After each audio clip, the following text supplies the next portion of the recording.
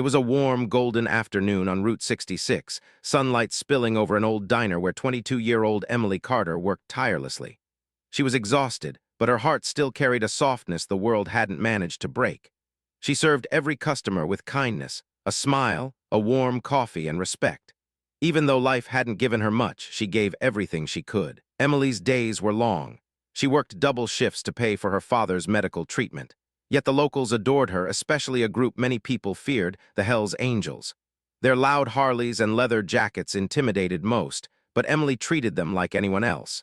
In return, they respected her like family. That day, the calm hum of engines was shattered by screeching tires. A line of expensive black SUVs pulled up, and a group of wealthy, arrogant teenagers swaggered inside. Leading them was Tyler Hayes, the spoiled son of a powerful businessman.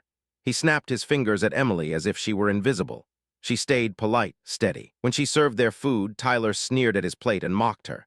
Then, in front of everyone, he spit on her apron. The diner fell silent. Emily's hands trembled, humiliation burning behind her eyes, but she whispered only, "I'm sorry, sir," choosing dignity over anger. At the counter, the Hells Angels stood up, 50 men, their leader Bear Lawson towering like a storm. They approached Tyler quietly. No shouting, no threats, just truth. "That girl works harder in a day than you've ever worked in your life," Bear said. "You're going to make this right." Outside, surrounded by the rumble of Harleys, Tyler and his friends agreed to return the next morning, not as customers, but as workers. For a week, they cleaned tables, washed dishes, and served alongside Emily.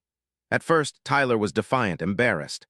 But slowly he saw Emily's world, her strength, her kindness, her humility. It changed him. One night he found Emily outside, looking at the stars. He sat beside her and finally whispered, "I'm sorry." The next morning, he brought a check big enough to pay her father's medical bills. "This doesn't erase everything," he said, "but I hope it helps." Emily smiled through tears, and the bikers watched proudly.